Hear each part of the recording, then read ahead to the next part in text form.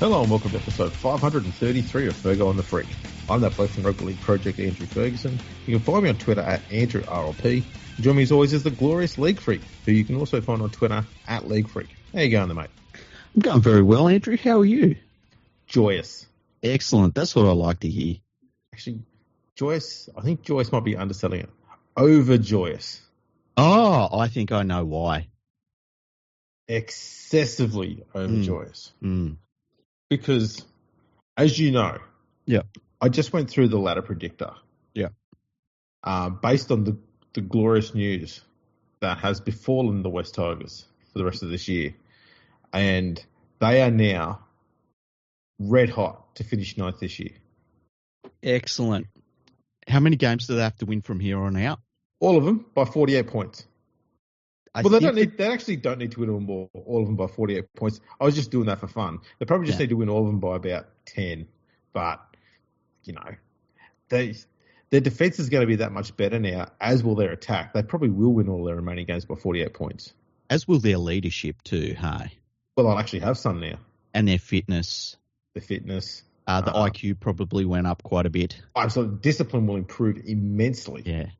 Yeah, it'll be great. Overall, the players will be far more articulate on average. There's no doubt about that. Mm-hmm. There'll be no more pilfering other countries' cultures. Yeah, that's true. That's true. And look, we got rid of another POM. That's always a good thing. That's right. Not being a bit racist, are we? No, we're not. So the glorious news is it's that called being Bateman, xenophobic, hey? That's right. John Bateman has been sent back home for the rest of the year. He hasn't been sent home. I think he's just been put on loan to go back there. Yeah. But yeah, it's great news for the West Tigers. I can't believe John Bateman didn't see out a contract. That's shocking. Yeah.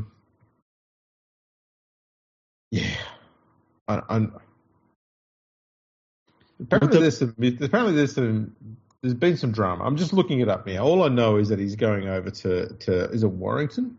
Yeah, he's going over on the basically for the rest of the year. He's on loan to Warrington, and technically he's supposed to come back for the remainder of his contract. But I would be shocked if he did. I think that that'll be the end of his time at the West Tigers anyway. Apparently had a blow up with. This has been reported by the media, so take it with a grain of salt. I think it was even James Hooper, so take it with like a grain of salt and then, I don't know, 14 cans. I'd probably say not just a grain of salt, maybe all of the salt. Yeah, just all of it. Yeah. Just suck it right out the ocean. Yeah, that's right. I just had to self-censor really hard. So apparently... this is what was reported, is that after last week's game, there was a blow-up between him and Benji Marshall, where it was suggested to Marshall that he treats the veterans like rookies and the rookies like veterans. And it's a few days later, he's on his way to Warrington. So, well done, John. You did good. So, John, a younger... fellow than his coach. His coach was a half. John's a forward. Yeah. He got scared. I mean, fair enough. Benji is imposing. But John got scared, took his bat and ball, and given how well English people play cricket, went back home and then decided to go to Warrington where they don't really play much cricket. Yeah, it was... I mean, they probably do, but you know what? They don't have a big cricket ground there. All I know about Warrington is that they've got a canal. That's it. So, yeah, it's a good move for the Tigers getting him out the team. I mean, we talked about it all season. He's been an absolutely dire signing for them. He's been a liability in all the games he's played. So not having him in the side is going to be a good thing. And, yeah, it's just like you think of all of the drama that he's caused at, every club he's been at, really. And that's why it was crazy that the West Tigers signed him in the first place. Like, it just made no sense then, And even looking back on it, it still makes no sense. And it's good that he's out of the club, and they'll improve just by his, subtraction. Absolutely. It's I don't even know where to start with this. It's what I'm guessing. Okay, and this is me foreshadowing, I guess, possibly. I don't know if that's possible when the event hasn't happened yet. Prophesizing. Mm-hmm. The media are going to come out and they're going to be they're going to have such a massive fucking hard on for John Bateman now. Oh, fucking Bateman's been hard done by the Tigers, and because they've been bitching and moaning about Benji Marshall all year. Yeah, and no matter what he does, they always find a reason to go after him. Keeping in mind that the West Tigers were always going to have a terrible season because he had to take over just the remnants of a first grade team. And a year early. Yeah. And, it's a new management, and the coach comes in, it's his first season coaching, and they're being smashed while they're basically making do with what the previous admin and the previous coach left behind.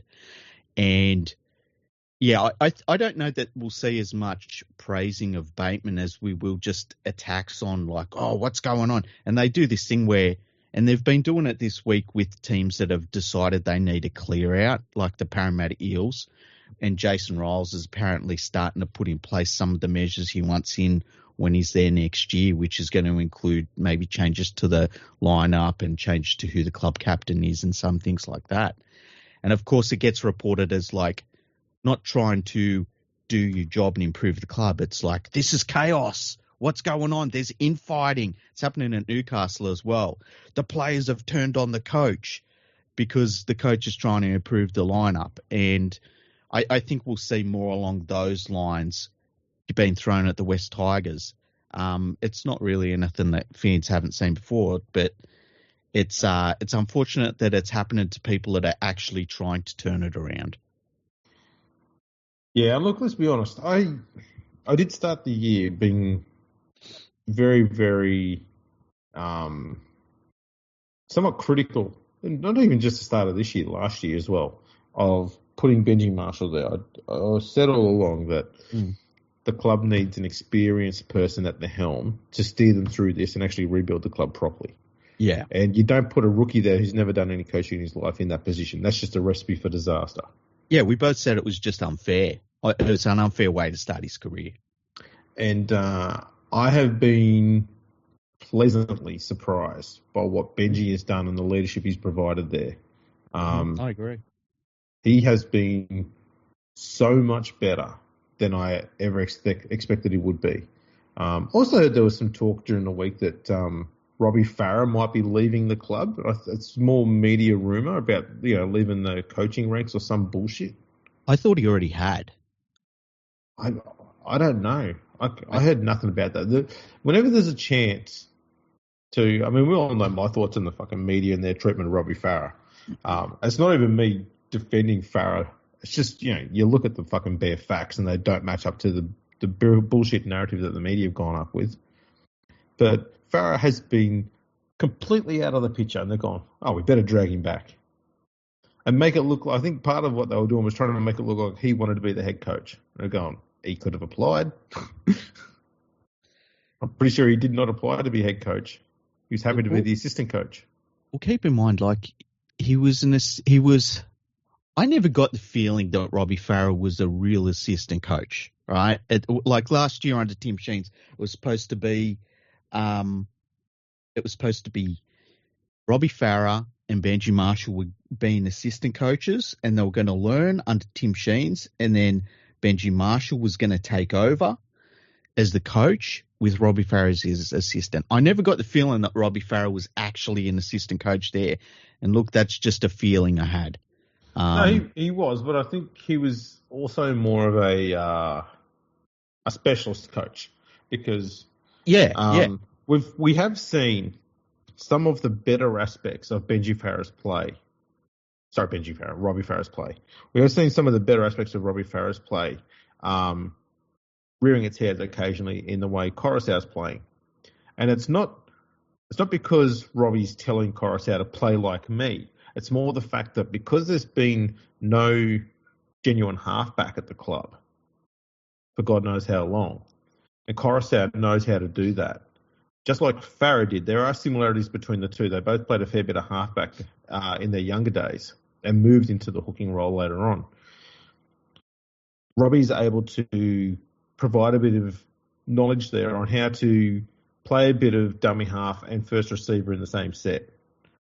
So you're seeing a little bit more of that coming through. You're also seeing a lot more of Coruscant's short kicking game, which Farah also was very, very good at.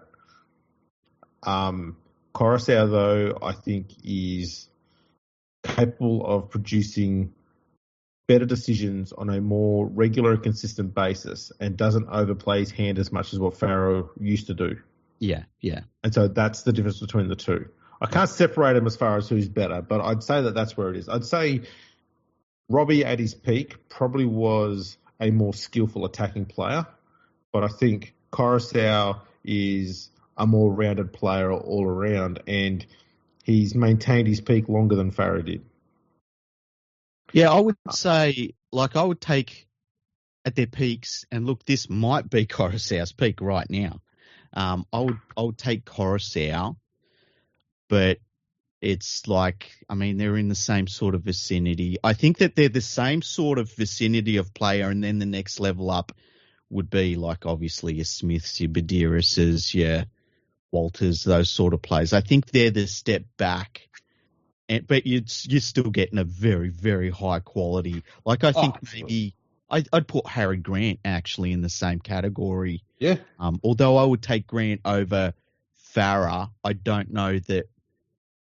I think I'd take Coruscant right now over Grant, but it's you're not making a bad decision with either one. No, God no.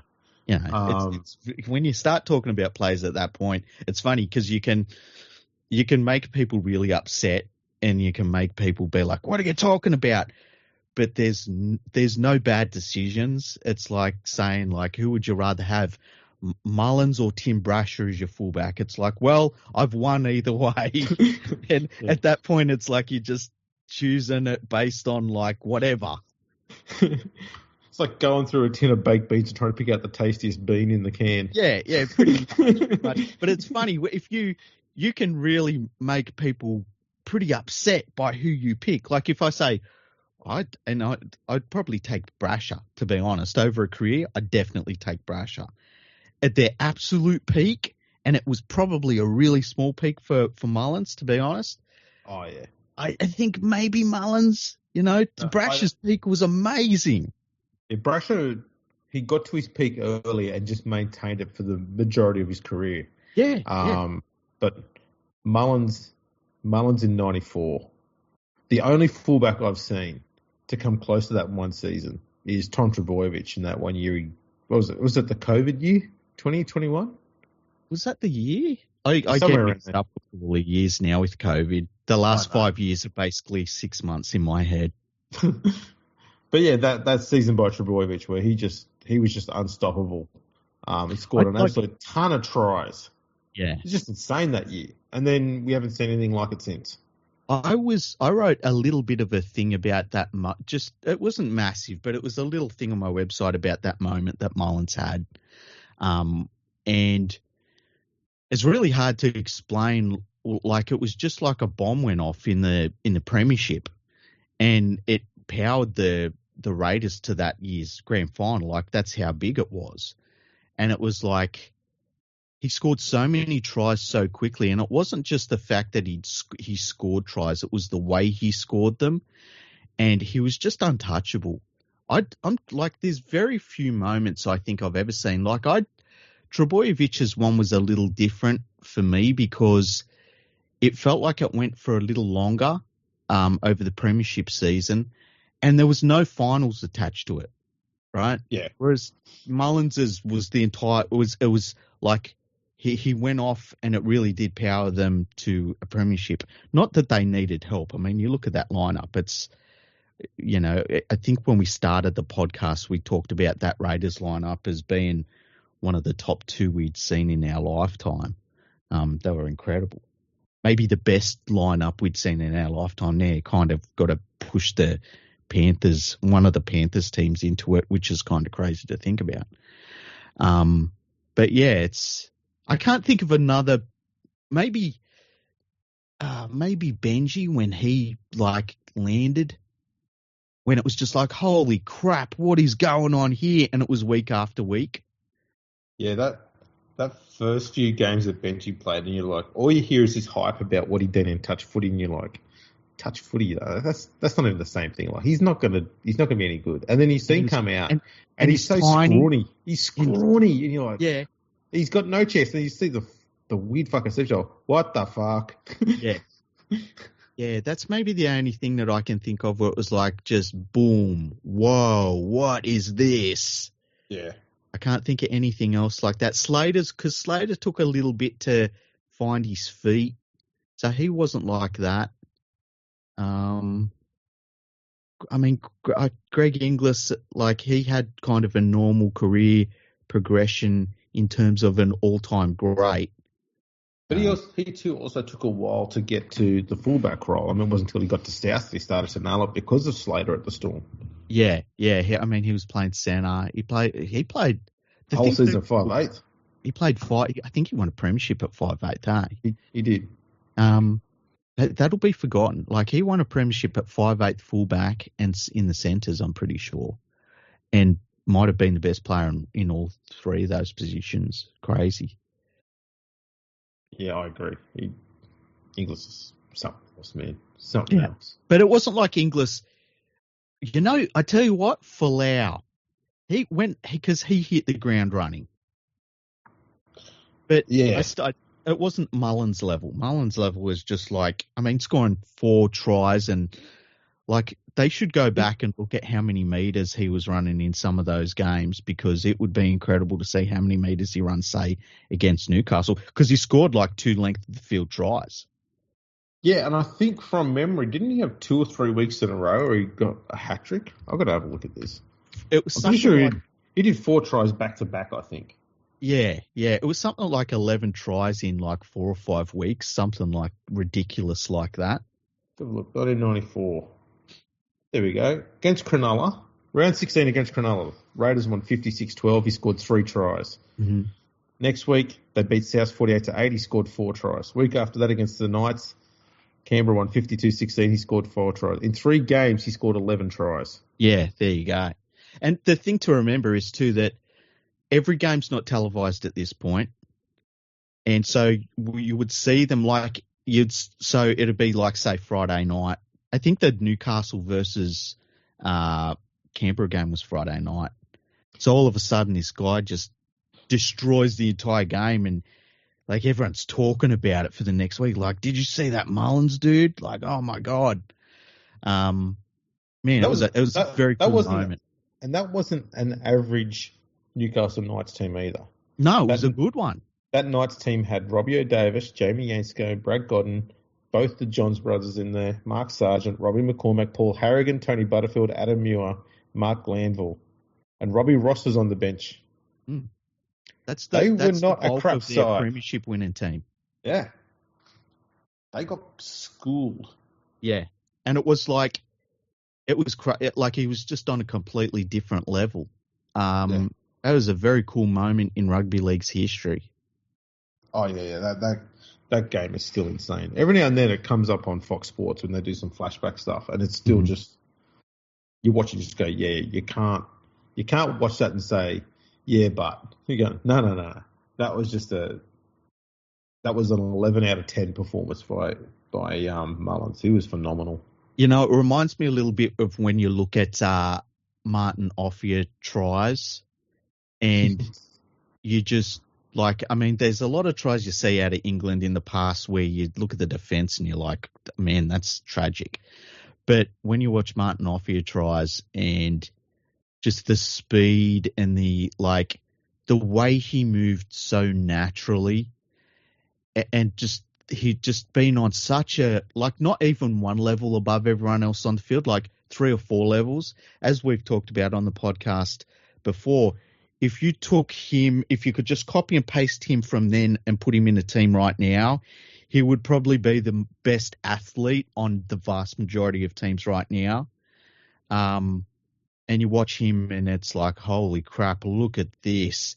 This is like an alien has stepped onto the field. It was kind of like that for Mullins during that time, you know? Oh, yeah. I thought it was something else, man. Yeah, he was, it's crazy. He was probably 25 years ahead of his time. It just, like, everything you want out of a strike winger, he was. And I think that people forget about what a superstar he was, not just in the game, but just in general. Like in Australia and in England, he was like a literal celebrity sort of player. And probably one of the most well-known rugby league players ever. Absolutely. Did you know in the 1991-92 season over in England, in the semi-final of the main competition over there in first grade, Wigan played Leeds to determine who was going to go to the grand final. Mm-hmm. And Wigan won that match 74-6. Martin Afai scored 10 tries. 10 tries. That's crazy. Who do you reckon the lock was for Leeds in that game? Who was the team that lost? The lock for Leeds in what year? 91? 91-92, yeah. I'll give you a clue, okay? 49. No way. No way. 49's pretty good, Andrew. It's not 50, but it's 49. That's right. Man. That's crazy. That's phenomenal. It wasn't a bad side, that Wigan side they were up against. And Bobby Goulding was the halfback for him. Mm-hmm. Sean Wayne was in the front row. Oh, really? Yeah. But that Wigan side. So that was from the Leeds team. The Wigan side though was insane. You had Gene Miles and Dean Bell as the centres. Sean Edwards at halfback. Andy Platt was in the front row. Martin Dermott at hooker. Dennis Betts, Phil Clark in the back row. My God, it's just an insane side. Well, that 90 to 90, say 5. If someone said to you, Wigan's the best team in the world, you wouldn't argue with them. Oh God, no. Like it'd just be like, yeah, they probably are. Yeah, you couldn't argue with it. They belted teams in those years. Yeah. But it was ridiculous how much better they were than everybody else. Ridiculous. Yeah. When you come up against the Great Britain team, it was like Wigan and they threw in a few extra players. Yeah. And that was hard to beat. That's the thing. Often I was sitting there turning down like test players from other countries and stuff like that. No, we don't need you. We're good. Yeah. It was kind of cool having that. Like there was such a... It was a juggernaut. It was like having a Chicago Bulls team in your own sport. Yeah. You know the one with Jordan in it. Yeah. We want to see this team in Australia. They were like rugby league has that ability to have that sort of exotic feeling about certain parts of it, you know? Yeah. Our superstar players definitely. And I think that's something that rugby union is super envious of, the way that we can have like these superstar sort of players that just have that it factor. And Wigan had that for that time. And look, they still trade off of that moment in the sport in a lot of ways, which is fair enough because they were just like unbelievable. That was a special moment in the sport too. Certainly was. Speaking of tests. Yes. The International Rugby League have announced that the World Cup for 2026 will be held in Australia and Papua New Guinea. We'll talk about mainly the men's competition. There's going to be the women's and the wheelchair rugby league on at the same time, which is to be expected. But it's going to be a 10-team World Cup. 8 of the teams already decided on. And then there's going to be qualifiers, which I'm my guess is that the qualifying teams will end up being France and the Cook Islands. It'd be a shock if it was anyone else. And I've been thinking about the format of the competition, and I know we've talked about the World Cup a lot because we love international rugby league, and we kind of, we talk about international rugby league to us for 5 seconds, and all of a sudden we're trying to fix all the problems. I think it should be 2 groups of 5. You play everyone in your group once. That's 4 games. Everyone plays 4 games, and then the top 2 from each group goes straight to the semi-finals, and we try and get it done as quickly as possible. I think that is the smart way to do it, and that's probably the way they will have to do it. When you've got 10 teams, it's an awkward number. It is. I think the best system would be to have 8, and you play everyone in your team once. Play every other competing nation once. So you've got 7 games, and then the team at the top is just the winner. Or if you want to really have a decider to get a few extra coin, first place, second in the final. But something along those lines. I'd never thought of that before until I saw it happen at a Cricket World Cup.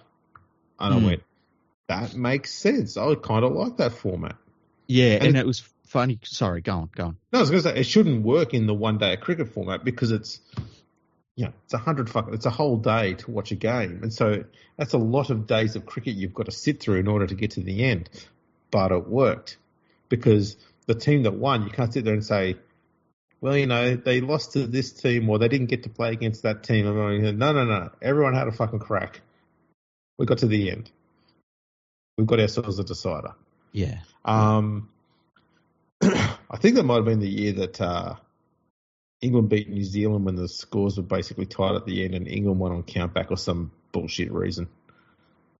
Yeah, I think that was. Remember, it was the one where England got the title because they hit more boundaries or something, or some stupid rule. I feel like it was something like that, something silly. Yeah, cricket's gone silly over the last 20 years, but yeah, whatever the format is, it has to be simple. It has to be something you can explain in 10 seconds, and there can't be like. And then if I don't want to see here, and then if it can't be like trying to explain the Super 8s. No, exactly. No super groups, none of that bullshit. Rapid charge rounds. Yeah, exactly. No plates or cups you can't have that like that. If you don't make it, you're out. That's it. Go home. Yep. And it has to be quick. It has to be done as quickly as possible. If we can get it done in 5 weeks, that would be ideal.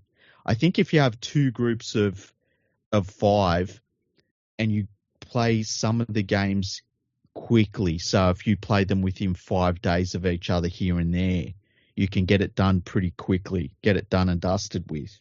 And I was thinking about how they would do the groups because I've got 2 articles. I've written one article about just the announcement, and I've got 2 more coming up about like the format and what stadiums they should use for the games.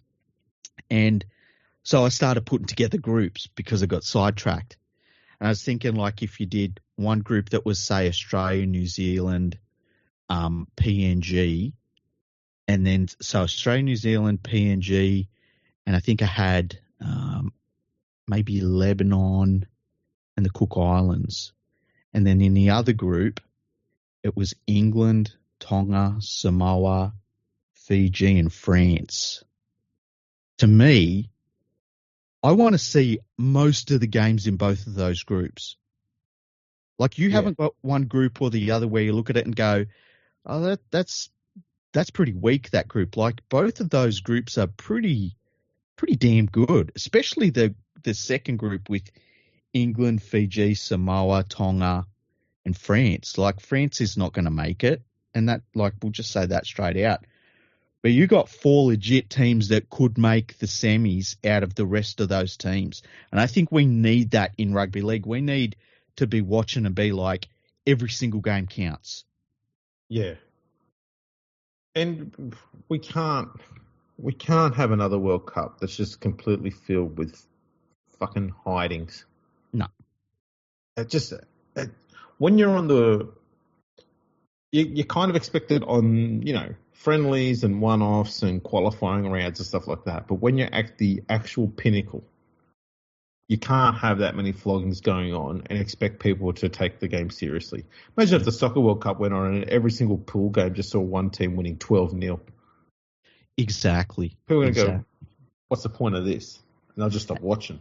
And that's why, like, when I think of the other group, so, like, the group I just said, it kind of explains itself. Like, if somebody said to you, who's going to be the top two teams out of that group, it's like, good luck deciding that. And that's what we need in rugby league. We need to be able to be like, I don't know, because I don't know makes people involved, right? Now, the other group, it's going to be Australia and New Zealand, very likely. PNG as always puts on a good game no matter who they're playing. Lebanon, like, you're going to get people that are going to support them in Australia. When they play Australia, it's going to be a cool game to watch, things like that. And then the Cook Islands, like, who punch way above their weight, they're going to be a bit of an also-ran. But it's going to, I think that would make for a good World Cup. I think if you mix it up too much more than that, you're going to get, it's just going to water it down a little bit. And I think that to at least have one group where you do not know who's going to be there is going to be amazing. Because we're going to end up at some point with the semi-finalists. One's going to be Australia, one's going to be New Zealand, right? That's just going to happen. So how do we make it that who they play is exciting? We stack one of the groups. That's what I would do anyway. Oh, I'm all for that. I'd also like every single player from every single representative nation to be paid the same for playing in this. Mm-hmm. And the reason being is you won't have everybody trying to make it into the England, Australia, and New Zealand sides. Yeah, I'd agree with that, yeah. Because, someone like Valentine Holmes can't make it into the Australian side. He can get paid exactly the same for playing for Australia as he would for the Cook Islands because he does qualify for them. Oh, does he? Yeah, he played for the Cook Islands as a junior, I believe. Okay, I thought he qualified for Samoa or someone else as well. I didn't think it was the Cook Islands, but like if he played junior footy for them, and he obviously qualifies for them too. Wife's home. Scared the shit out of me. Did it? I wondered why you were quiet. Hang on a sec.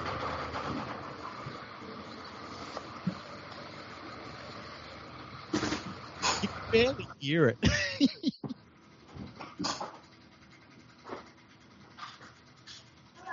How you doing? Can you shut the door? It's freezing. Oh shit, sorry. How'd you go? Good, thanks. That's all right. Really good. Had a good night? Mm-hmm. What are you looking at while I'm going home? Because I think he qualifies for the Cook Islands. He does. Yes. That's what I'm talking about. Does he qualify for anyone else, though? Oh, that's good. Pictures of me. Got me a birthday badge. I think I'm wearing. You wish me happy birthday on me? We can do.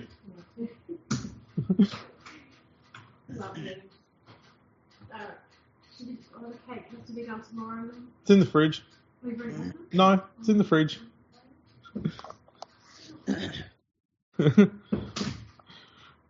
Right. Hang on, I'll just blow my nose. Hang on. I get the vision of like the garage door opening and your wife drives in like Homer Simpson, like right up to you. No, we do have a bit of space. Oh, okay. And the way I've got my desk set up, there's a bookcase to my left, which that bookcase blocks me off from outside. Okay. So people can't see me sitting at my computer, and they can't see the computer because of the bookcase that's there. Okay. But yeah, so the door opens on my left, and because it's a double garage, big door comes up, and because it's 6 degrees outside, yeah, Like this little heater does a really good job of warming up, and we put the dryer in here to help with that.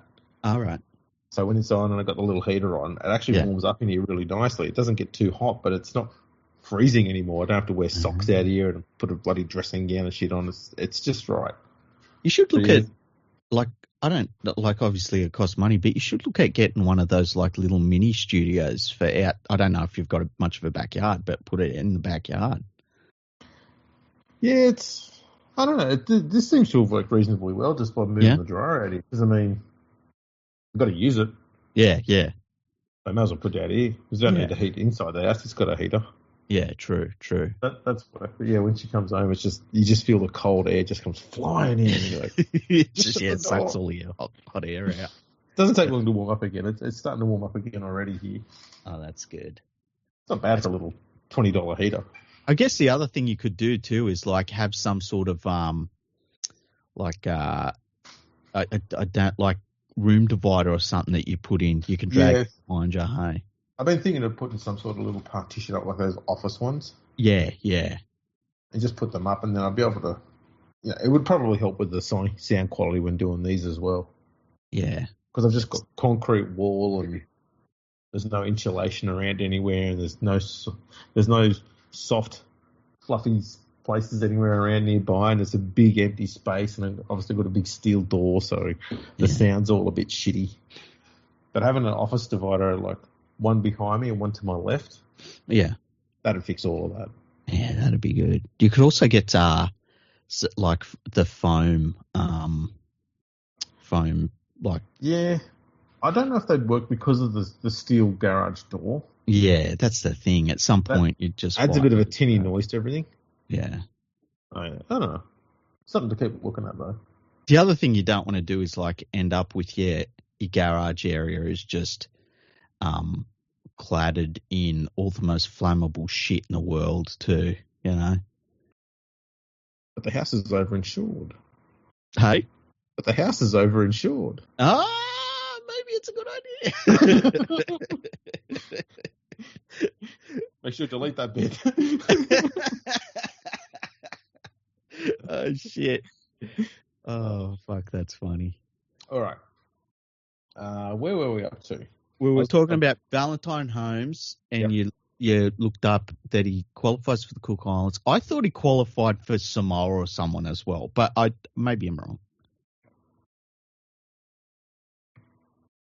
So back in 2022, I've just found an article here from the Cook Islands News, says that Valentine Holmes will be given space to make decisions on representing the Cook Islands at the 2021 Rugby League World Cup, which was held in 2022.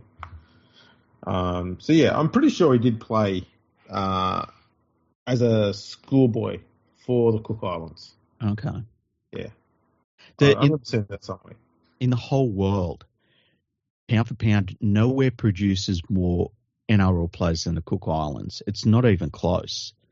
It's kind of incredible, really. And that's why they keep making it to World Cups, because they just produce so much talent that even the players that you don't really know of, like, they're pretty solid players as well. Oh, absolutely. That's why any investment that is going to the likes of, like, Wales and Scotland and places like that, it should be going to places like the Cook Islands. 100%. And, you wouldn't have to spend too much either, given it's such a small population there. I'm just looking up the population numbers there. There is almost 4 times the population of Cook Islands lives in Tamworth. Yeah, there you go.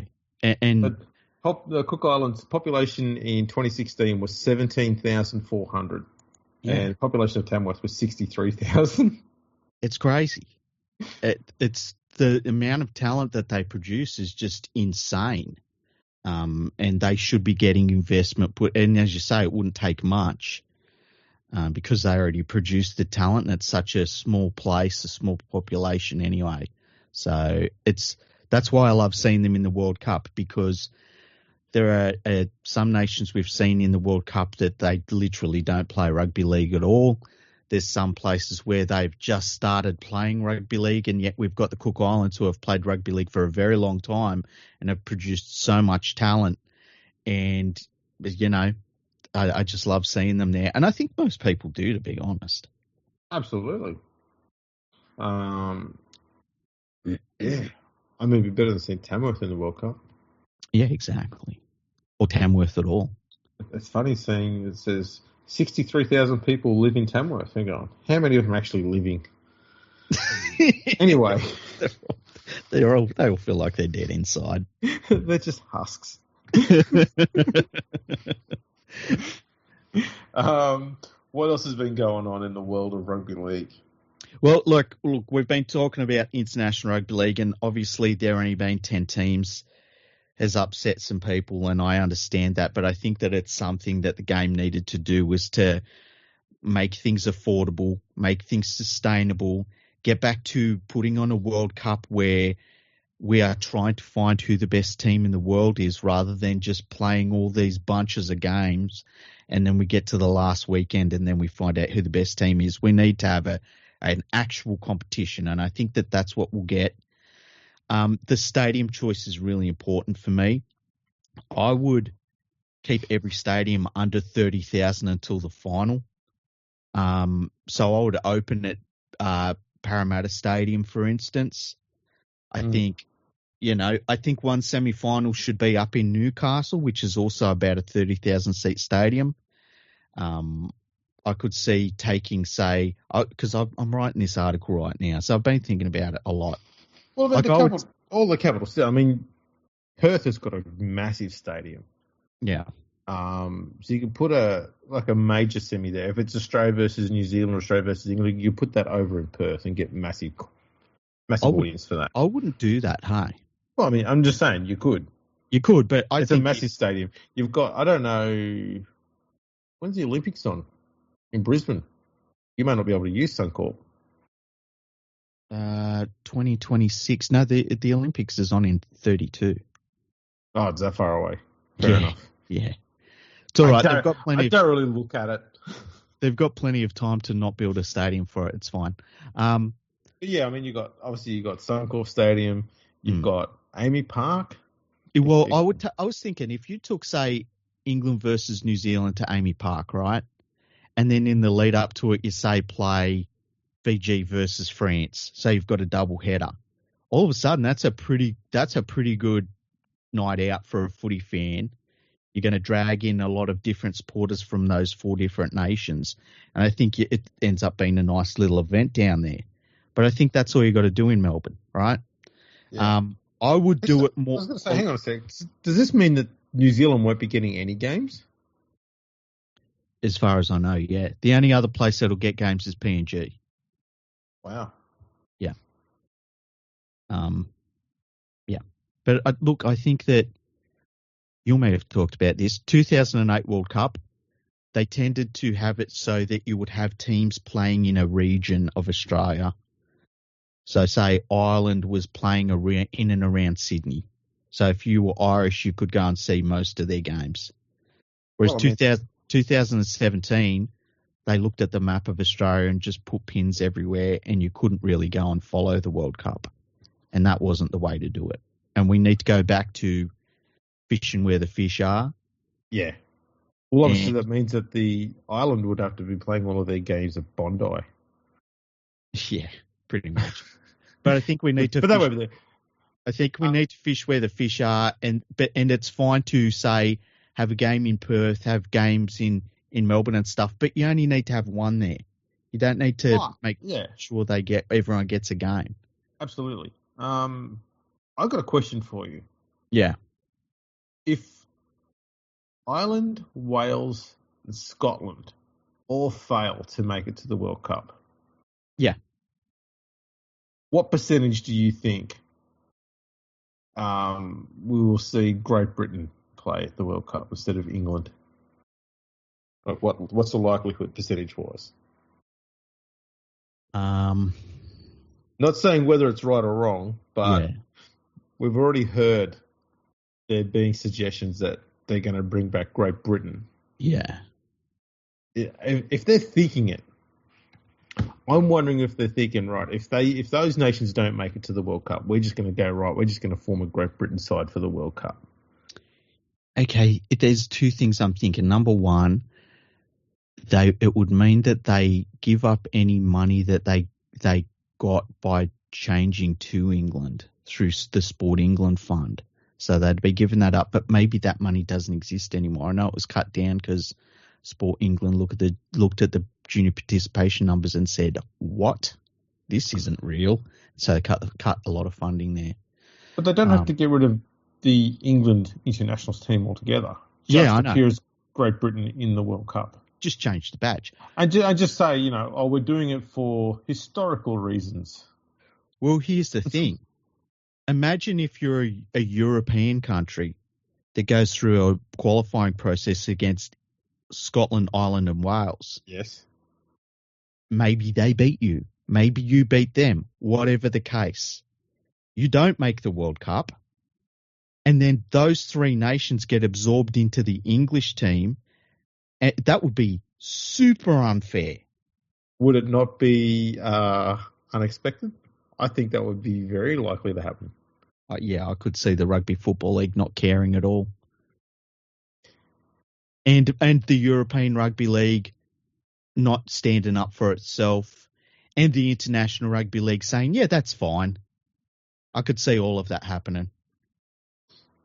Now, speaking of the English Rugby League, mm-hmm. They are about to be chaired by an Australian. Yeah, I saw that. He's going to become the president. El Presidente. Mm. Adam Hills, Australian comedian and player. Well, you just dropped out for a second. The new. Oh, we back? I think so. Yeah, we're back. I think so. Yeah. Yeah. Yep. Okay. Australian comedian and disabled rugby league player Adam Hills is set to become the new president of the RFL, the English Rugby Football League, in 2025. Surprisingly, I didn't realise he was in his 50s. He's 54 years old. Yeah. He will succeed Sir Lindsay Hoyle, who is the Speaker of the House of Commons and is the first Australian to hold the honorary position. Yeah, it's an honorary position. There you go. So doesn't really mean much, does it? No, I'm curious as to why that appointment was made. And this is not any criticism of Adam Hills because, no. I mean, to be honest, we don't know what his background is when it comes to running sports and stuff like that, other than he played a very major and significant role in getting the disabled rugby league up and running in England and, having a World Cup and stuff like that happen. So he has been able to organise pretty important stuff in that sense and in a pretty small window. And obviously it helps that he has a massive, massive following in England, mm-hmm. which is going to be good for publicity wise. Yeah, yeah. So it could be more of a PR decision than anything else. And that is actually not a bad idea either, given that their PR for the last 40-odd years, let's be generous, has been basically non-existent or stupid. That's true. I would rather he actually got, and look, he probably doesn't have the time for it, but I'd rather he got an actual role that wasn't honorary, to be honest, like an actual role at the Rugby Football League. I don't know why the Rugby Football League still has honorary roles. Like, they don't really do anything for the game. But, like, I would rather him be actively involved in the actual administration. Yeah. I find it's a step in the right direction. Yeah. There's a lot of bad decisions I could have made on this. This is not one of them. So I'm all for it. It's a very interesting move. Yeah. I wonder how much say, if any at all, that IMG had in the decision. Yeah, who knows? He deserves recognition for what he's done over there, though, for, as you say, disabled rugby league and stuff like that. Absolutely. Yeah. And, he's been phenomenal over there. There's no doubt about it. And he's been great for promoting rugby league and stuff over there in England. So it's been he has been a revelation for the disabled rugby league over there and rugby league in general. Mm-hmm. So no, it is a good move, and as I said, it's great PR wise, which they need a lot of help with. Yeah, they need any help they can get. It's I always think it's pretty incredible when you see I think it's actually called disabilities rugby league players, not disabled. When you see them playing and you see all of these different people that are trying to overcome something that they're dealing with, and they're out there playing footy, and it's really they're so tough. They're can you imagine just playing with one arm? It's so tough, and there's all sorts of different things that the players are dealing with, and it's crazy. There's so many able-bodied people don't play the game, and yet they're dealing with a physical disability, and they're still playing. It's so cool. Yeah, it's remarkable. You watch it and you just, after a while, you get over the fact of, they're disabled, and you just watch them playing footy, and you don't realize after a while. You're just watching people playing rugby league and you go, they're not too bad. And you go, hang on, does he not have any legs? Yeah, exactly. It's imagine running, it's crazy to say it, running out on a football field without legs. Yeah. And I'm sitting there able-bodied on the couch watching it going, well, I'm just a useless fucking cunt, aren't I? Yeah. Go and play football, you weak dog. Fuck. Yeah, it's... Yeah, no. I'll just walk to the fridge. That's my tough slog for the day. Have some more cake, fatty. It's so cool. It's so cool when you say it, and they just get on with it. It's really special. Oh, yeah, huge respect for them, man. I love what they do. Yeah. What else has been going on? Well, we've got obviously the NRL season is back to normalcy, some level of normalcy anyway. And we've got the run into the finals. We had the games on the weekend, and the Storm showed that they're just a different level to the Roosters. The Panthers had that crazy last second victory on the weekend, which was a little bit of a, during that game, you watched that game they were playing, and it was okay, this is one that they're gonna lose, and then they come back and win it with the Nathan Cleary field goal, and it's this bloody team's crazy. And it feels like last weekend the Panthers and Storm kind of showed why they're ahead of the pack, and everyone else is trying to get there, but it's going to be a very big mountain to climb. Yes. So at the moment, looking at the ladder, there's a bunch of teams that still need to have a bye, obviously. Mm-hmm. The Roosters and Manly still haven't had a bye yet. Mm-hmm. So if you factor those in, the Roosters are third because they'd end up on the same competition points as the Sharks, but the points difference is insanely better. Mm-hmm. 200 plus 209 to plus 125. Manly would end up moving into fifth place. Let's say where they are. They'd be on 27 points. The Cowboys would move up from 8th to 6th to be on 26 points. Who else is there? And that's it. I mean, after that, you've got the Bulldogs, the Dolphins, and the Dragons are all on 24. Canberra's on 22. Brisbane have got a bye to come, so that'll put them on 22 as well, and they've got a better points difference than the Raiders. And then I think outside that, you've got the Knights have still got a bye to have, so that gets them to 22 points, and South are on 20. And then I think you just forget the rest. You got Warriors on 19, the Titans on 18, Parramatta on 14, the Tigers, they're on 12. I think they've just dropped out of the running. Just. Just. Maybe last week. That was it. So basically right now, taking the buys out of it, you've got 9 teams in the real like locked in race for the top 8 spots. Yes. And you've got the Raiders. The Raiders and the Broncos are still in the hunt because, as I said, the Broncos still have that bye, which will put them on the same points as the Raiders, and their points difference is plus 25 to minus 91. So it's over 100 points better.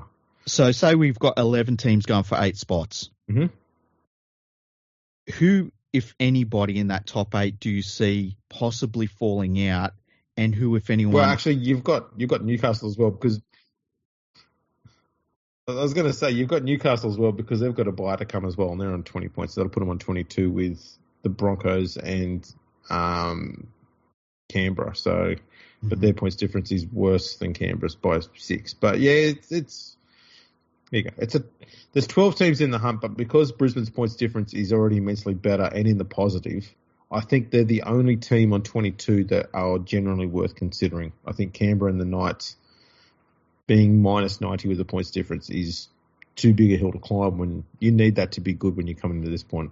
That's a good point. And the season has got to the point we've been saying it would where, say you have a bad couple of weeks right now, that might be it. Yeah. Which is really cool because it means every single game matters, which is what you want. I feel as though it would take someone really falling over for the Broncos to make it. And looking at those teams that are in the top 8 right now, like I think the Bulldogs' defense won't see them stumble, right? The Dolphins maybe because they're dealing with some key injuries. They're still inconsistent, aren't they? Yeah, and then the Cowboys are kind of similar. They don't have the injuries, but they're just inconsistent as is. Yeah. Like if the Cowboys lost one game coming up by 40 points, you wouldn't be super shocked by it. And look, that would be enough to sink them as well. Yeah. Because their points difference at the moment is plus 3. Yeah, and that's just too dangerous. Yeah. The Dragons play the Panthers this weekend, and the Panthers are welcoming back a lot of their best players. So we'll see how that goes for them. If that goes wrong for them, that could really just destroy their for and against. They're currently minus 56 as it is, but that could just blow it right out. Although saying that, a win would be gigantic for them. Oh, yeah. So should we go through the contenders anyway that's left? Okay, yeah, let's do it. We'll have a quick look at the teams that are on the fringe. So we've got the Knights here. They've got Penrith this week at Penrith. Then the Tigers at Newcastle. No, the Knights have the Panthers. Oh, sorry, they've got the bye. Yeah. The bye this week. Penrith at Penrith. The Tigers at Newcastle. The Sharks at Cronulla. South at Stadium Australia. And then their last 2 games are at Newcastle against the Titans and the Dolphins. They have a pretty easy run home, other than Penrith and Cronulla and possibly South. They've got Tigers, Gold Coast and Dolphins all at home. That's not bad, hey. That's not bad at all. Okay, what's the next team? Go to the Broncos next. Who do I have next? I've got Raiders next because they were the other ones on 22. They've got South this week at Canberra. Then they've got the Bulldogs at Belmore. Then Manly at Canberra. The Cowboys up in Townsville. Penrith at Canberra. Then the Roosters in Sydney and the Dragons at Cogra. That's if they make the finals, they bloody deserve it.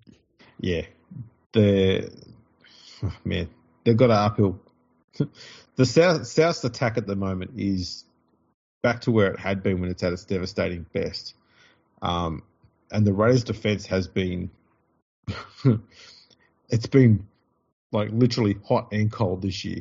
Yeah. When it's off, it's just completely it just leaks points everywhere. And when it's on, teams struggle to get past 3 tries against them. And then they've got to try and score points against the Bulldogs. And then you've got Manly and the Cowboys. You don't know what you're going to get out of those. So at the moment, those are just a toss of the coin matches. Mm-hmm. Then Penrith, Roosters, Dragons at the end. I say their season's done.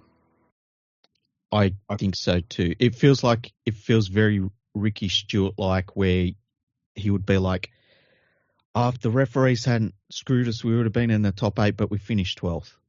Yeah, exactly. That's where they're looking. But we're a really good team.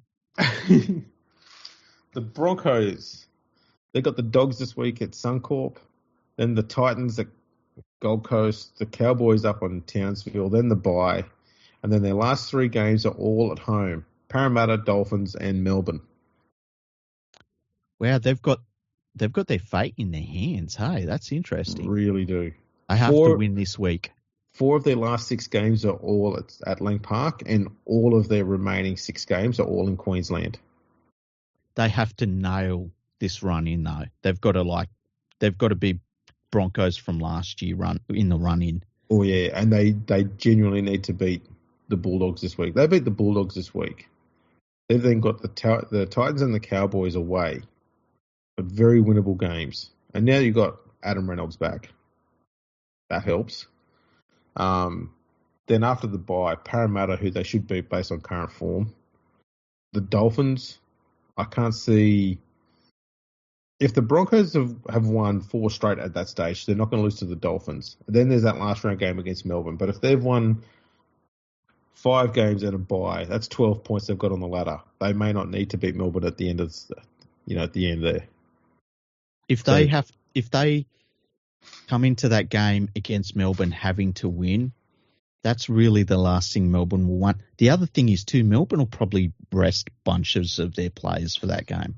Especially if they stay 4 points clear at the top of the ladder. They got no need to win that game then. I think if the Storm, say they're 4 points clear with a couple of weeks left, and their for and against is fantastic, or is it against the Panthers, just having a look. It's probably good enough right now to suggest that their for and against won't be an issue for the minor premiership. I could see the Storm resting players for the last 2 weeks, maybe rotate them a little bit for the last 2 weeks. Absolutely. But saying that, if the Broncos lose this week against the Bulldogs, I think that's probably their season. It'll be close. It's a tough hill to climb. Yeah. The Dragons, they've got the bye this week. No, they play the Panthers this week. Oh, that's right. They had the bye last week. Yep. Panthers this week at Wollongong. Then they've got the Storm in Melbourne. Oh, man.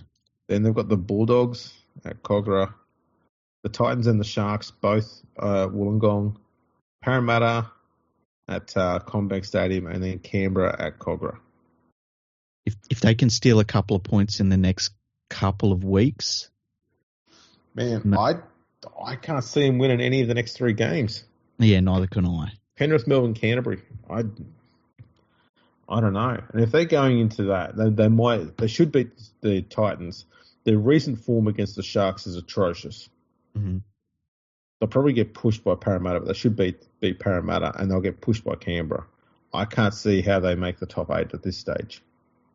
Yeah, it really comes down to they've got to win 1, if not 2, of these next 3 games, and man, anyone would have trouble doing that against those 3 teams.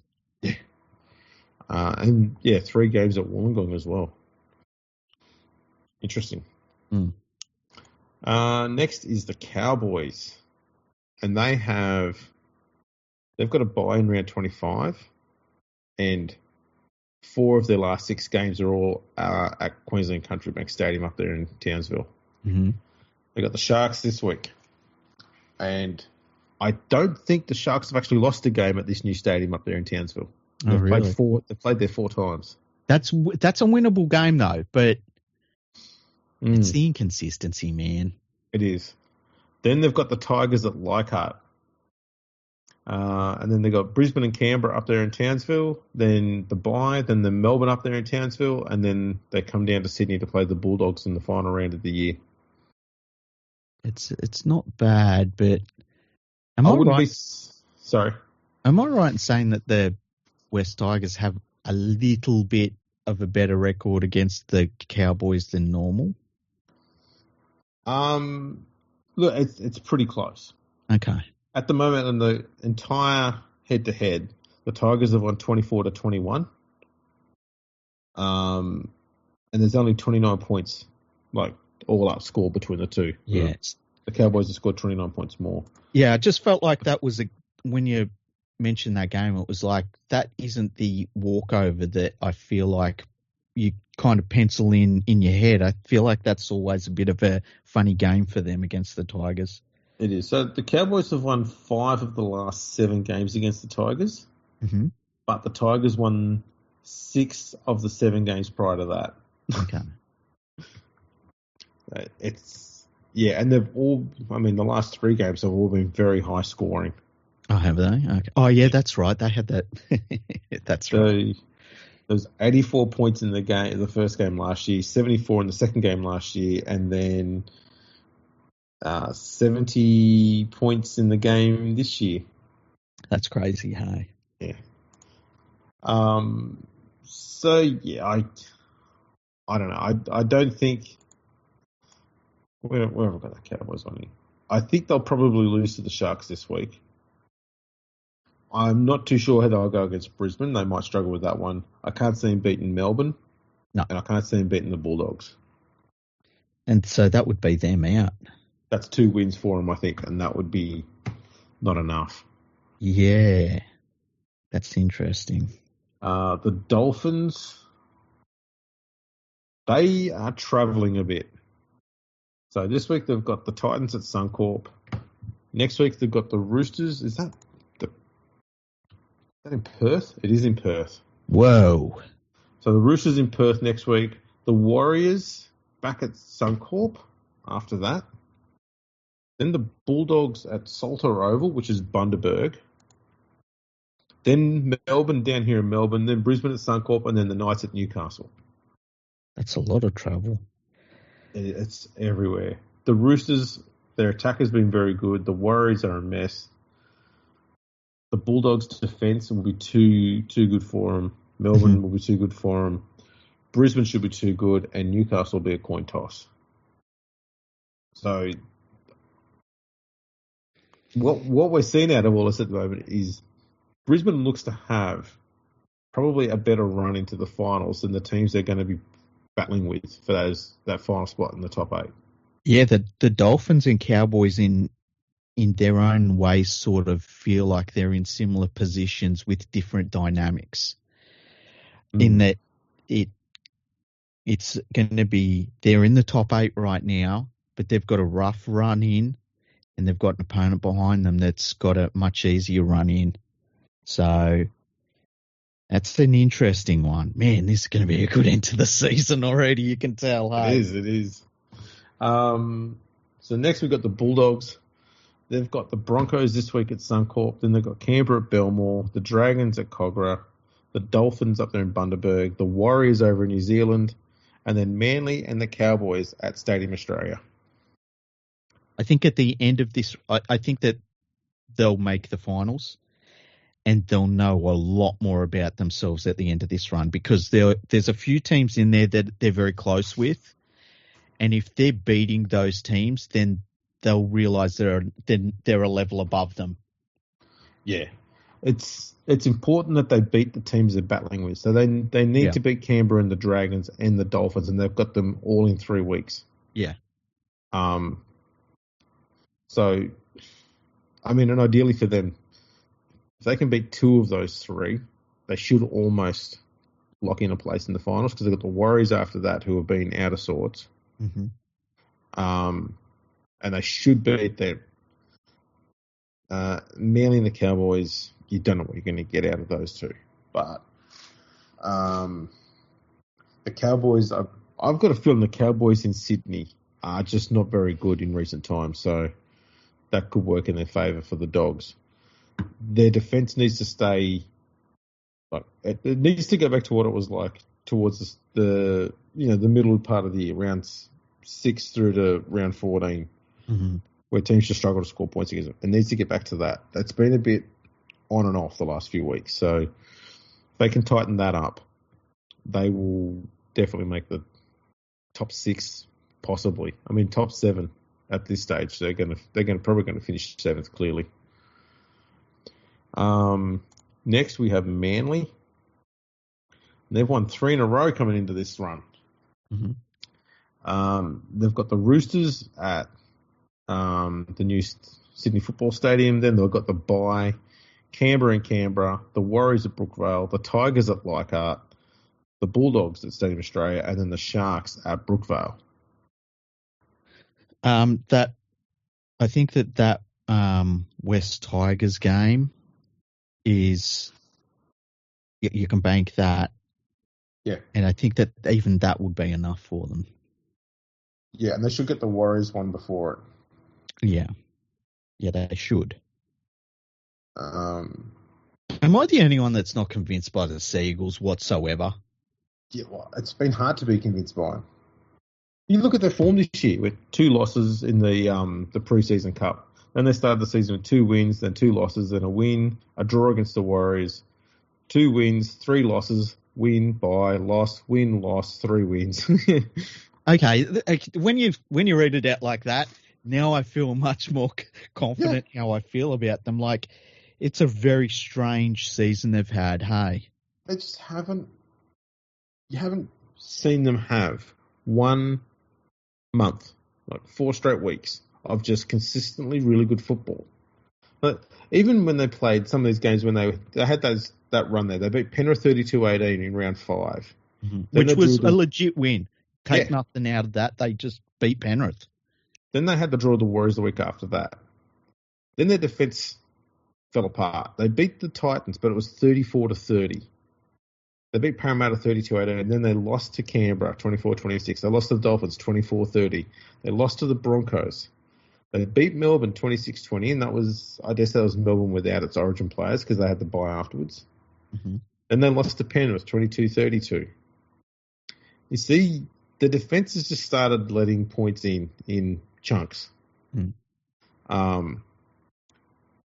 So that's been their problem. They've come out with, like, they had a tight win over the Cowboys 3 weeks ago, but they've trounced their last 2 opponents.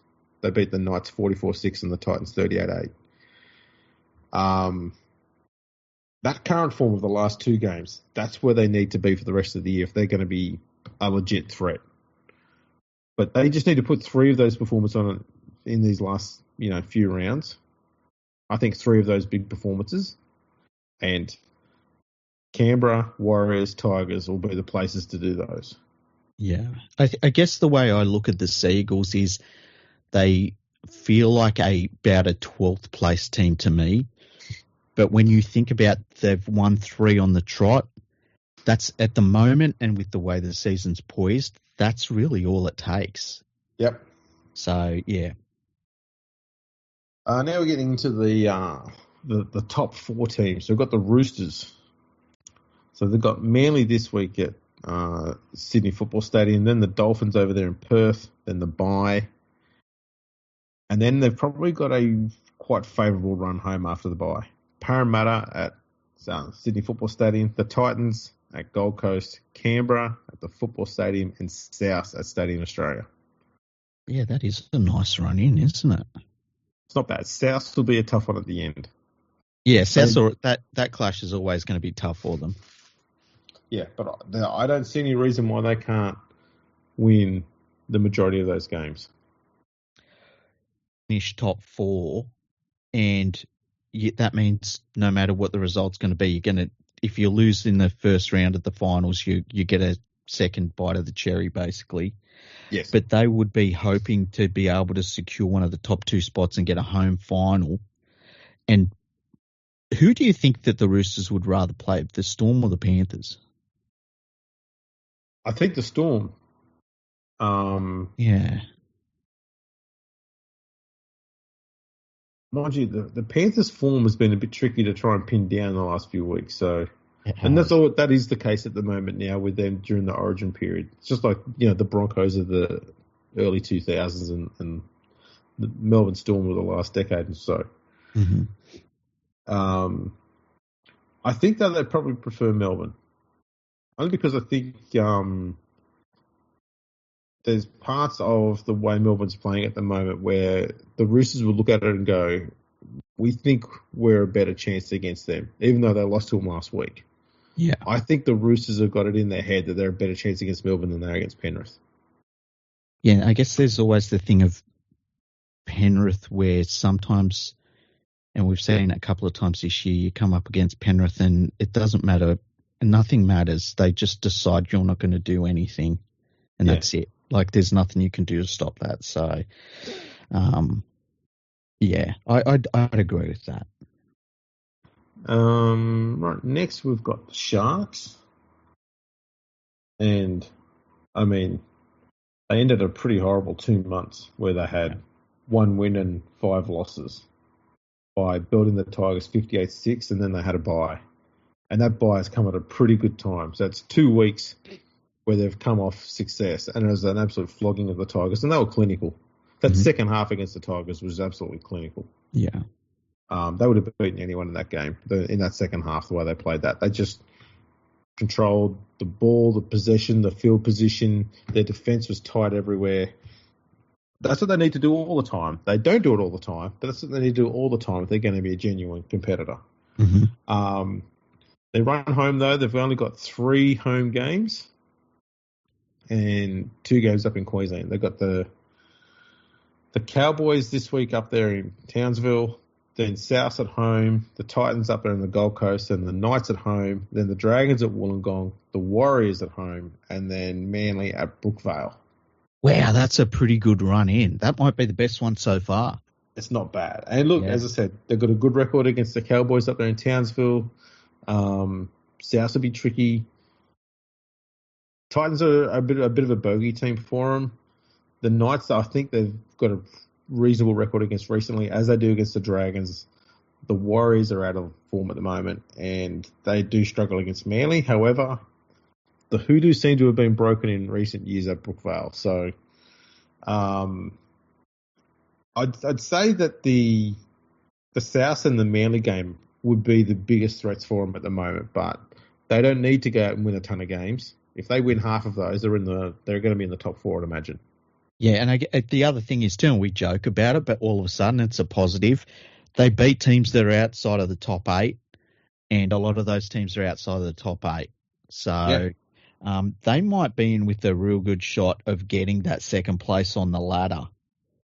But at this stage, I mean, if they just win the games at home, which is South, Newcastle, Warriors, and just don't get flogged and don't, if you have a few close games, it doesn't matter. But if they win those 3 games at home, they should stay in the top 4. And, I mean, if you win one of the other games, possibly the Dragons game or the Cowboys game, lock it in. Now, I can't see why they avoid this, right? And it goes back to the question I asked about the Roosters. Who would they rather play, the Storm or the Panthers? I think the Sharks definitely prefer the Storm. Yeah, and it you know what? By much more than the Roosters, right? Yeah, comfortably more. I mean, look early this year, round 10, the Sharks beat the Storm 25-18. 2 weeks later, the Penrith beat the Sharks 42-0. Yeah. And between those 2 games, they beat the Roosters 38-30. It's not like they played a shit team in the middle there. Yep. Right? So their form going into that game against Penrith was as good as it's going to be. They won, 3, 4, 5, 6. They won 7 games in a row when they come up against Penrith. And that was at the Sharks' home ground, and they lost 42-0. So there's no excuses there. And they went into that, everything was running perfectly fine. They were in great form. Everyone was, tail was up. They were at the top of the ladder. And they'd beaten 2 genuinely strong teams. They're both still in the top 4. Mm-hmm. So, you can't question or criticise anything about anything of that or say that they had an easy run to that game against Penrith. They didn't. They bucked the trend about all the jokes, as you just mentioned, about the fact they can't beat teams in the top 8. I mean, they, boom, 2 weeks in a row, smashed teams in the top 4. So it was almost like that night was going to be like, we've done it. We're here. We're now amongst the big guns. Yeah. And then Penrith just put on 2 hours of just soul-destroying football for them. So, I could see a scenario where the Sharks leapfrog the Panthers and then play the Panthers at Shark Park in week 1, and it's almost like a funeral. Yeah, it'll be tough. I think if I was the Sharks, I'd probably want to be playing against Melbourne, even if it's down in Melbourne. Yeah, same here. That win against Melbourne was down here as well, so they can do it. Yeah. That's a weird situation. Hey, I agree. I would rather play, if I'm the Sharks, I'd rather play Melbourne in Melbourne than play Penrith at Shark Park. Yeah. I just feel like that's going to be like oh my God, like we had such a good year, and it's this team again, and on our home ground again.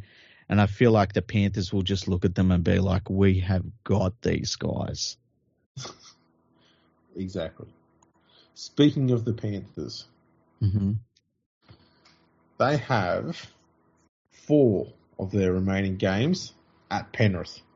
Nice. So they've got the Dragons this week at Wollongong, and then the Knights at Penrith, Parramatta at CommBank Stadium, the Storm at Penrith, Canberra in Canberra, and then the last 2 weeks, South and the Titans both at Penrith. Ooh, that might be the best run. They've got that game against the Storm. I wouldn't be shocked if both teams just punted on that one. Hey, lots of players rested and shit like that.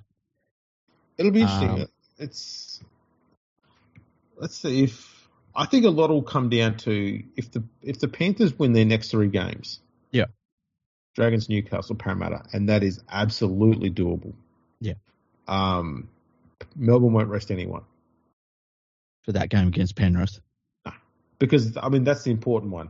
If Melbourne wins that game there, they've all but certainly, and if they've won their games prior as well, they win that game against Penrith there, they will win the minor premiership. They can take it easy after that. Because they'll be 6 points clear of them at that stage. Yep. And we'll have a look at Melbourne here.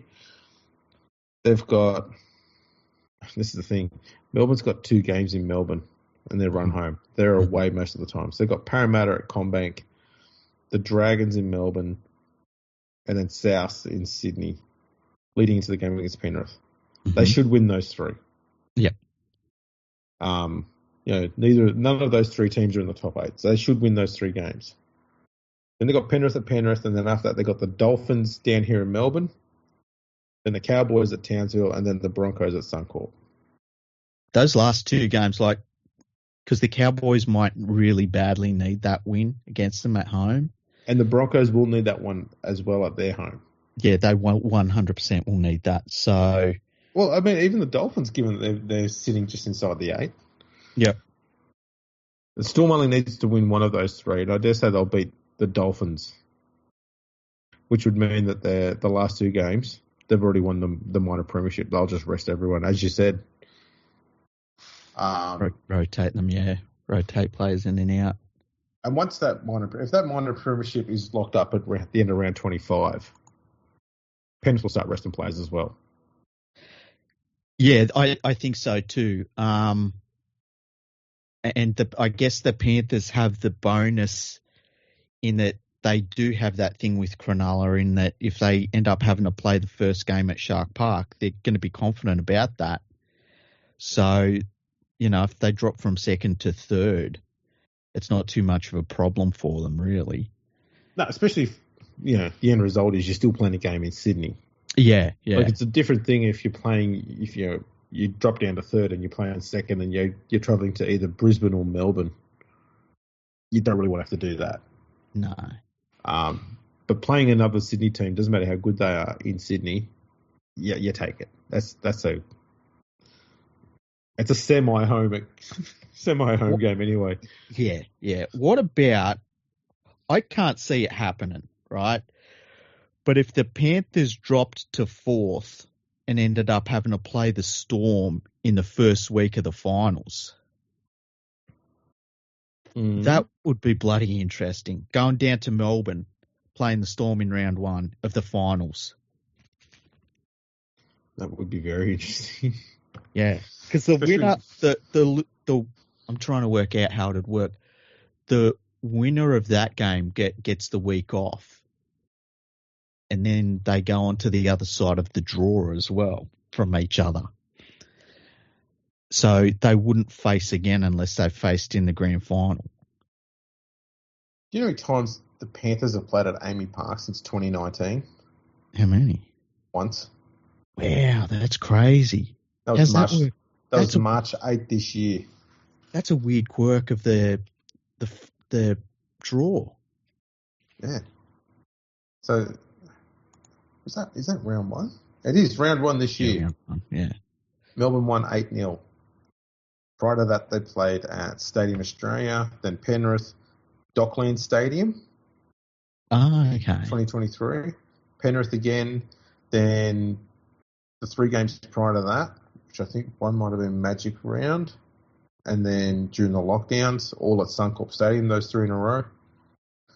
Then at Penrith again at the start of 2021, Stadium Australia, yes, in 2020, Campbelltown 2020 during lockdown, Carrington Park in 2019, and then 4 games in a row prior to that were all at Amy Park. Do you feel as though the Storm and the Panthers we don't know yet how they match up? Like that first round win by the Storm was like scary. They shut down Penrith, and Penrith had all of football, couldn't score on them. That was a real scary game from the Storm. But do you feel as though, as we stand right now, we don't really know where both teams are, and that matchup that they have in the next few weeks, it could tell us a lot about both teams? I don't know. Or do you think it's like, write that one off, we'll only know when the finals come around if they face off? I think, looking at the form line from 2018 till now, Melbourne have not won back-to-back games against the Panthers once. Mm-hmm. And they won the last game. That doesn't augur well for them based on that form. And that's over, 12 games? 11 games? Okay. No back-to-back wins for the Storm in there. So I went, lost. This is Melbourne against Penrith. Lost one, 2 losses, a win, 3 losses and a win. So I'd probably say that you'd be leaning towards Penrith. You reckon? Okay. Yeah. I think, you know what? I could see where, because the Storm are sort of dealing with their own injuries a little bit like Penrith are right now, and players coming in and out and stuff. Like, they're kind of in a very similar situation. And I think that they're going to be in a similar situation the last couple of weeks of the finals where they rest players. They kind of, that the Storm and the Panthers know how to treat the end of the year when you don't have to win. Yeah. And they know how to all get back together again. Best team round one of the finals and hit the ground running as well. So it would be really, I don't even like saying this, touch wood it doesn't happen, right? As a Panthers fan, touch wood. If their run of 3 straight grand final wins was capped off on the other end by a loss to the Storm in the grand final, it'd be really interesting quirk of history, wouldn't it? It would. It would indeed. I hope it doesn't happen. Touch wood again. All right, well, that's a bit of a preview of the upcoming rounds. There's one other team we need to look at, and that's the Tigers. Yeah, let's go through their run in. Yeah. Form-wise has been a little down the last few weeks. I think that's been harsh. They've lost their last 4 games by a combined score of, what have they scored? 56. They've scored 68 points, mm-hmm. and they've conceded 180. They've been unlucky, though. Oh, fuck. That's 45 points a game they're conceding. Yeah, but the ref fucked them a few of those ones. Yeah, that's true. So yeah, they've got 2 games at Leichhardt, 2 games at Campbelltown, a bye coming up. So they've got the Warriors this week in New Zealand. Then they've got the Cowboys at Leichhardt.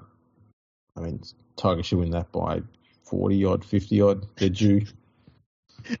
The Knights up there in Newcastle.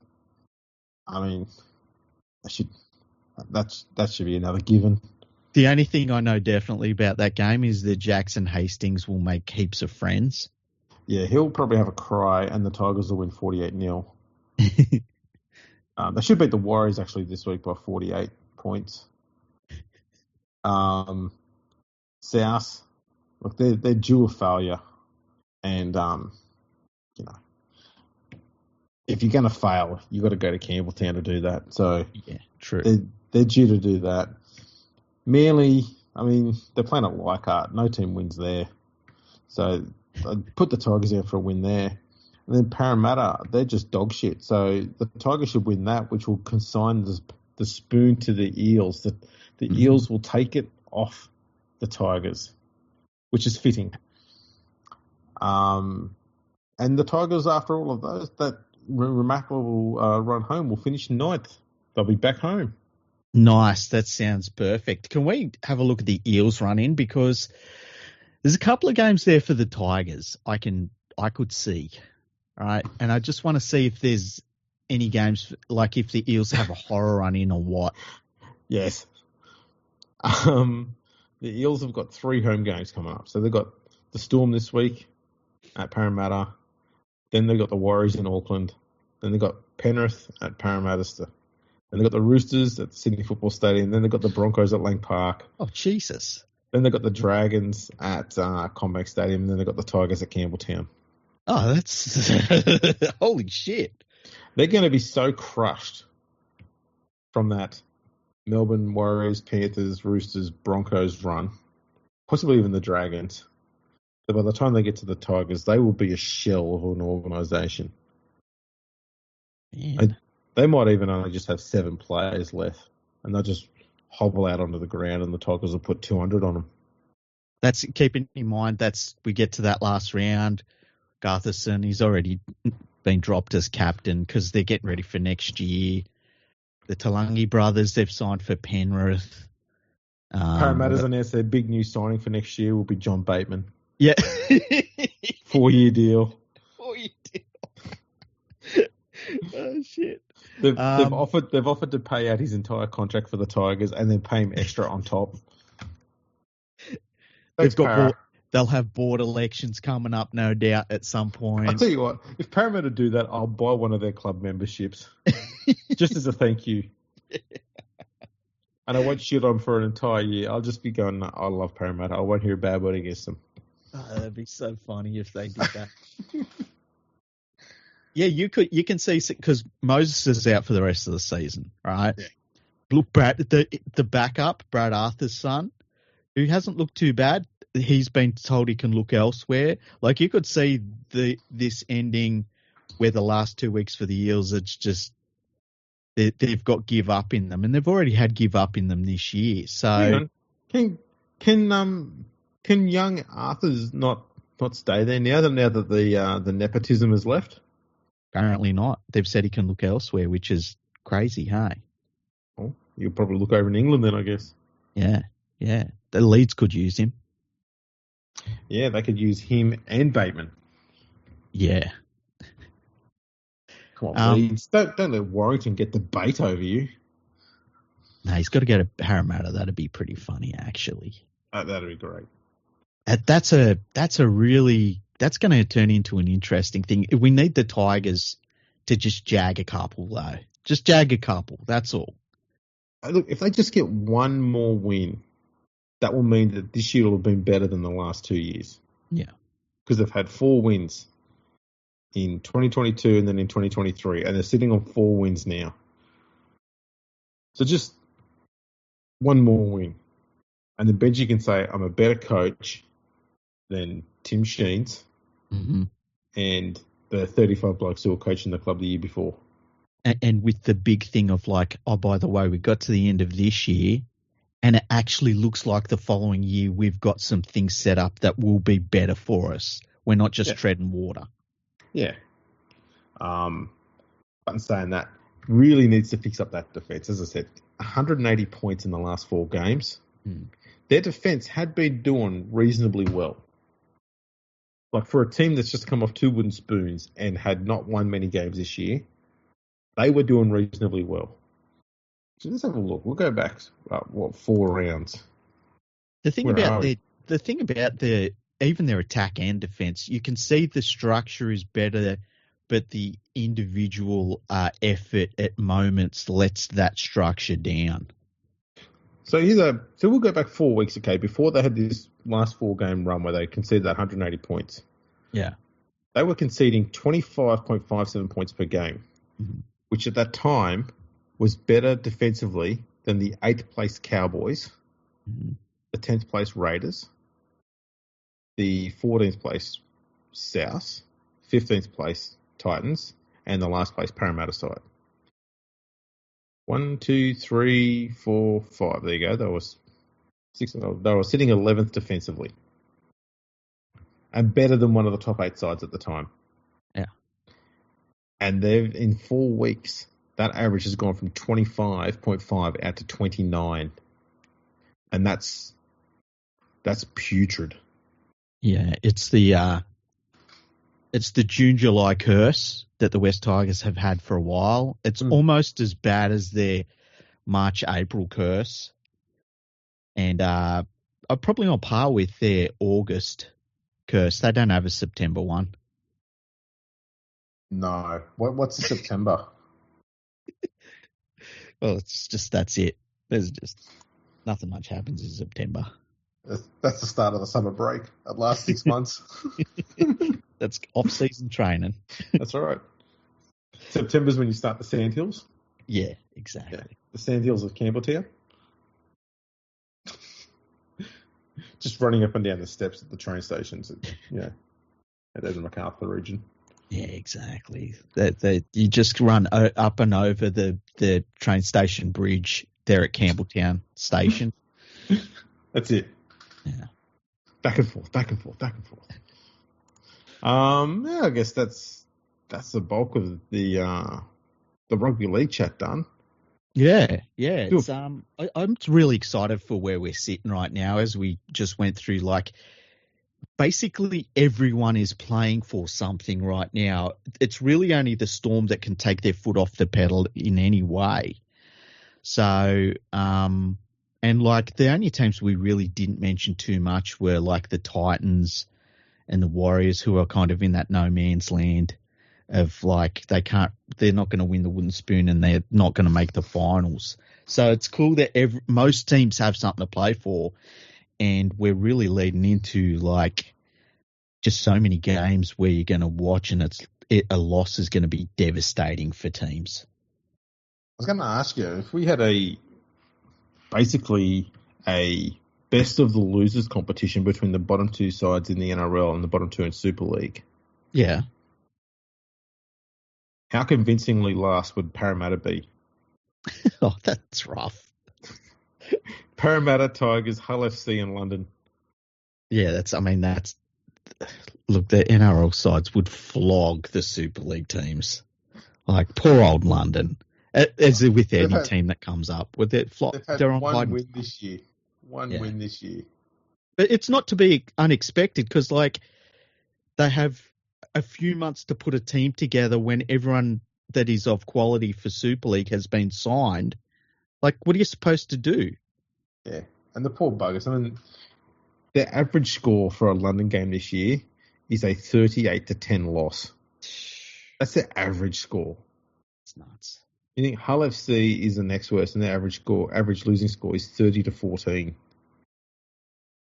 And Hull FC is what you want from your worst teams in your competition, in that they've slowly declined a bit over the last few years, but you know that they can come back to a certain point. What you don't want is that yo-yo effect of promotion and relegation, where a team comes up, they get flogged, they go down. Yeah. What else we got here? Championship. Wakefield Trinity at the top of the second division. Yeah. With Toulouse in second place and Sheffield and Bradford just behind them. Have you seen the news that the French Rugby League has rebranded their top grade. Oh, was their top one called the Elite? It was something like that. Now I think they're going to call it Super something. Super Elite. Super 12. They might be calling it Super 12 or something like that. Oh, man, they missed opportunity. They could have called it the Super 8. Yeah, they could have, yeah. But it's interesting to see that they're really making a push to do something there in French Rugby League. And it would be really interesting to see, and I tweeted this during the week, at what point the Catalan Dragons will look at French Rugby League if it improves just a little bit in terms of the money that comes in and stuff like that. And they start thinking like maybe we're better off back in the French league again, where the costs are going to be lower because they're not having to worry about all the travel over to England and back. And then, they're building something locally. At some point they're going to have to start having those discussions if the French league does make something of this rebrand and real push to improve. Yeah, that'd be good. So I'd much rather the NRL invest money into a revamped French domestic competition than the English ones. Yeah, I think that there's more there to work with. Absolutely. In terms of the grassroots part of it, there's a lot less politics involved. But the big hurdle is getting the brand recognition in France, which Super League, as bad as it is, it does have brand recognition in England. Well, this is the thing, though, is that this is possibly where the one-minded buffoonishness of PVL would actually be of an advantage to the game. Yeah. Because you just go over and go, Rugby Union's just a shit game. What are we going to do? I wonder how they take that in France, eh? Oh, they'd probably just start another war. No, hang on. You know what was pointed out during the week by somebody on Twitter, and I'm sorry, I don't remember who it was, but I think they've focused on more of the French leagues. It wasn't Catalan media, it was somebody else that had brought this up, I'm sure. Maybe they retweeted it. But that the French competitions, they travel only less than the Australian team. So they've got a really wide geographic spread of their teams, and it's natural, which is really interesting because not even England has that. No, England complains where they've got to go from Huddersfield to Leeds. Yeah. Fair enough, I guess. And then complaining that you've got to go back to Huddersfield. Oh, no, we didn't get away. Oh, dear. Well, look, I guess that's, we've got through a fair wax. Yeah, it's been a good discussion. I always love it when we get to talk about International Rugby League. Hey, I always love that. We try to find a way to just sort of, make sure we screw all that in there somewhere so we can have a yak about it. Oh, we did forget the important part of the podcast. What? There was a Formula 1 race on last weekend. Oh, I didn't watch it, hey, because it was... Oh. I didn't watch it. I watched the race highlights. I saw how McLaren made Piastri go past Lando Norris, and I thought that was pretty gross. It was a Formula 1 race completely riddled with atrocious strategy from various teams in various ways. So, we'll work with the less obvious ones. So, Ricciardo started in the top 10 of the grid. He was on soft tyres, and they pitted him insanely early, like before lap 10. Mm. Changed his tyres, and then released him back into heavy traffic, and he couldn't get past through all of it. He just stuck behind these slow-moving cars. And then when he pitted again the second time, he just kept being pitted with the same cars the whole way through. Yeah. They completely butchered. He ended up having, I think he pitted 3 times for the race, whereas his teammate pitted once and finished in 9th. Yeah, I saw his interview after it, and he said, basically that he had the strategy to be able to be in a really good position and get ahead of all of those cars that they then pitted him with for no good reason. And it just, he said That was it. Sabotaging. Yeah. He said we weren't racing, we were just going around at that point. That's right. So Piastri was in front. Great overtaking manoeuvre in the first turn to take the lead. Mm-hmm. And then they pitted him. They pitted him second to allow Lando to cover off from being overtaken by Hamilton in third. Mm. But it meant that Piastri ended up dropping back into second place. And so the idea was we knew that was going to happen. So long as we hold off Hamilton and he doesn't get past us and we kick ahead a little bit, then Lando, you need to give the position back. And Lando's gone, I don't really want to now. Which I completely understand. Well, especially they say the point he was trying to make was he's the one who's competing with Verstappen for the Drivers' Championship. Mm-hmm. So why not let him get the full 25 points? The other thing is, too, it's like, why did they make one mistake with Piastri? Why did they have to compound that mistake into Lando Norris's race? It's like having one mistake and it's over, and deciding let's just make two mistakes. It just snowballed up that because that's Piastri's first win. And do you reckon he felt like a Grand Prix winner after that? No way. That's the most hollowest victory you'll ever get. Not saying he didn't deserve it, but because he did something for the team to help ensure they got the 1-2 finish. It was just a bit of a dog act. Yeah, I agree. And it was just sloppy. Everything about it was sloppy. And then, speaking of sloppy, Verstappen, he just started race day and he just had the shits hard. Mm-hmm. And he was arguing with his engineer the whole way through, to the point where, whenever a driver has some sort of fuck up and they blame the other driver that caused it, and the race engineer goes, yep, it's under investigation. Like, they don't say, no, you're wrong. Mm-hmm. This is the first time I've heard an engineer tell their driver, mate, you're being childish and that's wrong. You weren't even in front of him on the apex. We're not going to get in an argument about this. You're just in the wrong. Yeah. It's like, grow up, boy. I wonder if it's a function, like his talent is unquestionable, but I wonder if it's a function of like most drivers come into Formula One and at some level they have to build something, and whether it's you start off at a terrible team and you end up showing that you can go to a good team, or even like someone like Piastri where he's just had to get into Formula One and just get used to it a bit, and now you're starting to see him. He's got that, experience now, and he's starting to do a few things with it. Verstappen kind of hit the ground running in a lot of ways, and I wonder if the frustration that you're seeing coming out of him now is that he hasn't had that period that most drivers go. In fact, I would say the vast majority of drivers in the whole history of Formula One went through.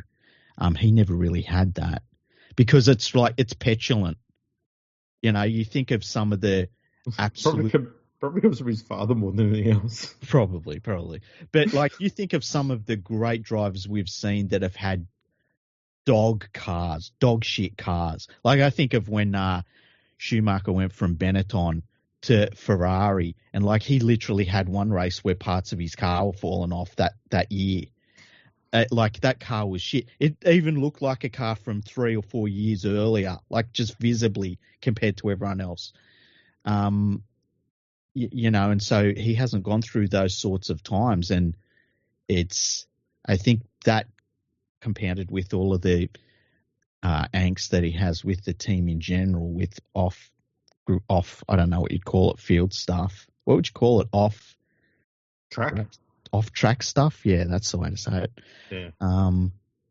It's all sort of was coming out. But remember that race I said I watched them and they were just both complaining the whole time? It's like, what's Verstappen complaining about? He's had one of the fastest cars in the history of Formula One.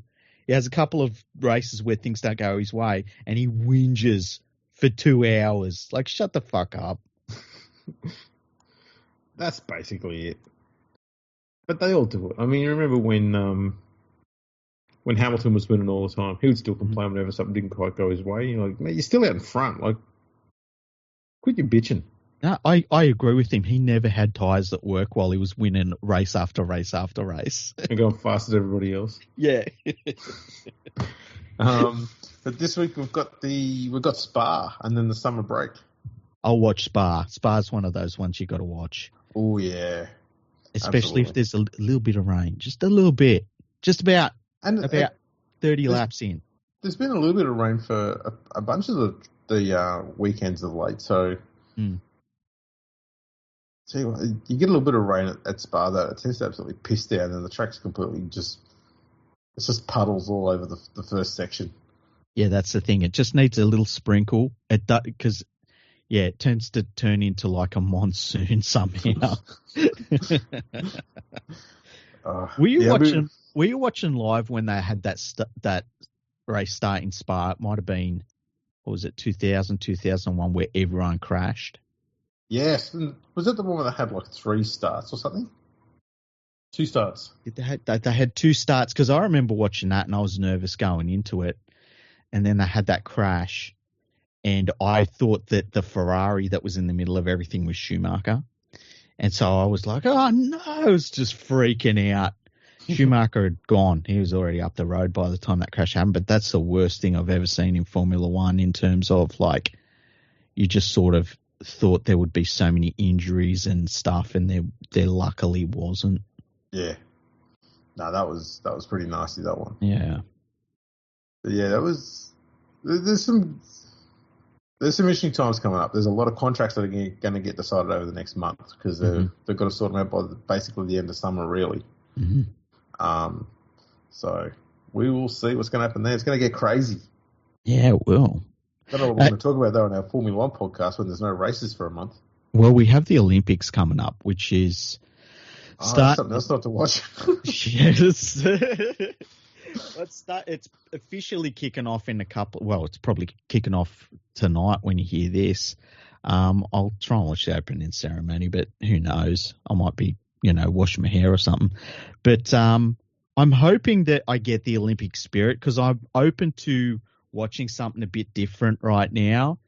And we'll see what happens out of it. There's been lots of talk about how terrible Paris is in terms of security and stuff like that recently, which I find is interesting. But, we'll see what happens. I think that it happens for a few Olympics where they say, oh, the security, and then the Olympics get underway and everything's all right for the most part. We could probably get our European pal to come on and give us some ideas on what France could do to improve their security. Yeah, that's a good idea. It's heavily self-censored. Did you see they've got beds in the Olympic Village that are made to discourage people having sex on them? Yeah, apparently they brought those out the last Olympics, and they're made out of sturdy cardboard. Okay. Yeah, so if you move around too much on them, they're supposed to just sort of crumble a little bit. They're not hugely stable, but they're stable enough if you're just sleeping on them.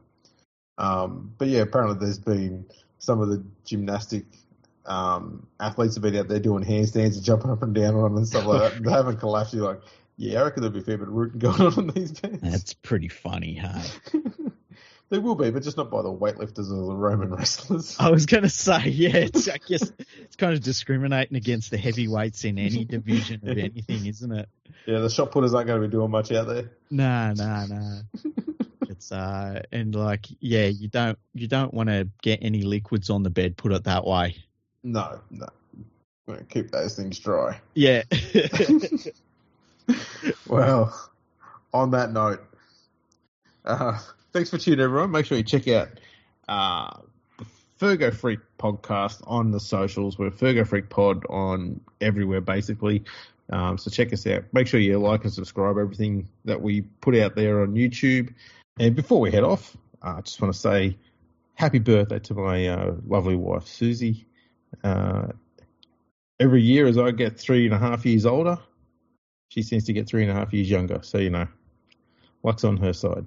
Oh, I hope she's had an awesome day and an awesome birthday, hey? She's definitely had a good day because, she didn't have to worry about me hanging around all the